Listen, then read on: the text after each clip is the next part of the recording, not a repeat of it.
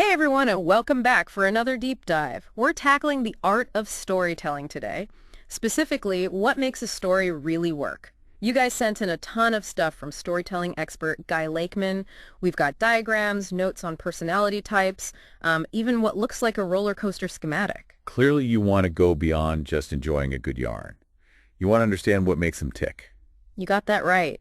And looking at all this stuff from Lakeman, it seems like it all starts with a problem. What's his take on that? Lakeman, he's really clear about this. A problem, it's the absolute core of any story that really grabs you. Without a problem, you just have, well, a bunch of things happening. Interesting maybe, but not really a story. So like that saying, if there's no conflict, there's no story.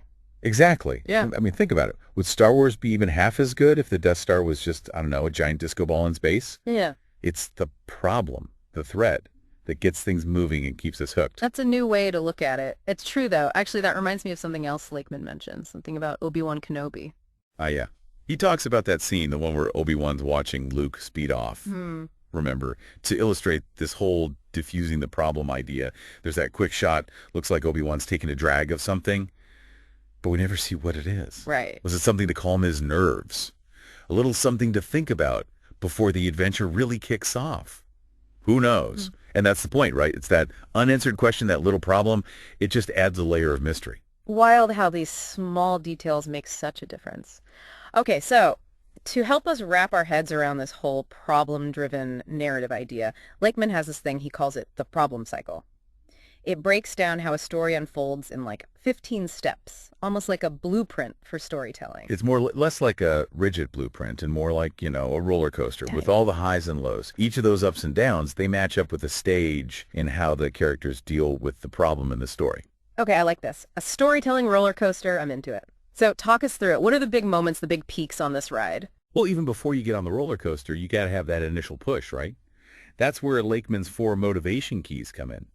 These keys, they're what get those characters moving, the driving forces behind their actions. All right, hit me with it. What are these keys that unlock a story? The first one, and it's probably the most relatable, is considering decisions.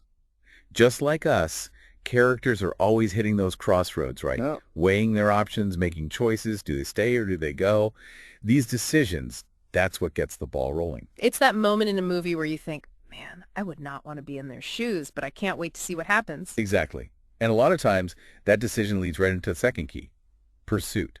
This could be an actual chase, Indiana Jones running after some treasure, or it could be something less literal, like chasing after the truth, justice, or even just trying to figure yourself out. Like in those crime shows where the detectives are on the hunt, trying to catch the bad guy, it's all about the pursuit. Exactly. And sometimes that chase, it's all happening inside the character's head, Yeah. battling their own issues or facing down a tough moral choice. And that takes us to the third key, conscience.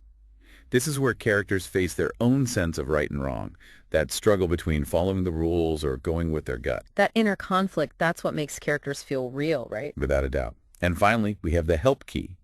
This one shows how connected all the characters in the story are. Sometimes the character needs a hand to get through something. Other times, they are the helping hand, stepping up to support someone else. Ooh, this one really speaks to me. Think about those stories where it's the sidekick, the one you'd least expect, who saves the day. That's teamwork. Listeners, what are some of your favorite stories about those help moments? We'll dig into the rest of Lakeman's problem cycle right after this. It really is amazing, isn't it? How those help moments, they show us what a character is truly made of. Sometimes it's having the strength to ask for help, and sometimes it's being brave enough to offer it. It's a good reminder, even heroes, they need support too. But Lakeman's problem cycle, it doesn't stop at just like finding a problem and feeling pumped to fix it, right? What other surprises does this storytelling roller coaster have in store? Oh, absolutely. Motivation is just the beginning. Once those characters get going, they naturally start asking, wait, why is this happening? What's the point of all this? That's when we hit the purpose stage. It's like that aha moment in a mystery. When all the pieces start falling into place, suddenly you see the bigger picture, the reasons behind all the chaos. You got it. And that clarity, that understanding of the why, it leads right into the method stage. With a better grasp on the problem, the characters can finally start strategizing, plotting their next move. They can use their own unique skills and resources to figure things out. So this is where we get those awesome heist scenes in action movies, those clever legal battles and courtroom dramas, the mind-blowing gadgets in sci-fi. This is where the how of solving the problem takes the stage. You nailed it. Yeah. Even the most brilliant plan is going to have consequences, right? And that's where the roller coaster takes a bit of a dip into the evaluation stage. This is where the characters and us watching, we have to deal with the impact of those choices, the good and the bad. It's that moment of truth. Did it work? Was anyone hurt along the way? It really makes you think about the choices, doesn't it? For sure. It's in those moments of evaluation that the characters, and even us in the audience, we learn and grow. We see the problem in a new light. And a lot of times, this sets up the next round of motivation, purpose, methods, evaluation as the story keeps going. So it's not enough to just throw a problem at the characters. We need to see them deal with the aftermath, change their game plan, maybe even redefine what the problem is in the first place. Exactly. And to make things even more interesting, Lakeman adds this whole idea of a protagonist team versus an antagonist team. He says understanding the personalities within these groups can make the story even more engaging. Okay, now this is getting really cool. He even brings in like Myers-Briggs personality types. That's next level stuff, not your typical character analysis. Can you break that down for us? I know, it's fascinating how he connects storytelling and psychology. Just in case you haven't heard of it, the Myers-Briggs thing, it groups personalities based on 4 main areas: introversion versus extroversion, sensing versus intuition, thinking versus feeling, and judging versus perceiving. Mix those together, and you've got 16 different personality types, each one with its own strengths, weaknesses, and like patterns of behavior. Okay, I'm following. So how does this play out in a story? Are certain personalities like destined to be the hero or villain? It's not that simple. It's more about, like Lakeman says, if you get what makes each personality tick, how they communicate, it can create a much more interesting dynamic within the protagonist and antagonist teams. And that makes for a more exciting story. So it's not about like saying this personality type is good and this one's bad. It's about understanding how their personality influences how they deal with problems, how they get along or don't with others, and how that all moves the plot along. Exactly. Picture this. You've got a protagonist team with, say, an ISTJ logistical defender. Super practical, organized, totally focused on protecting what's already there. Now, put them up against an antagonist team with an ENFP campaigner calling the shots, super charismatic, full of big ideas, wants to shake things up and challenge how things are done. Whoa, talk about a clash of styles. The defender's all about keeping things the way they are, and the campaigner wants to flip the script. I can see how that would make for a really intense showdown. It adds a whole other dimension to the conflict, right? 100%. And it's not just about like throwing in conflict just for the sake of it. When you put these totally different personalities together, Lakeman's saying it gives you a way to explore all sides of the problem.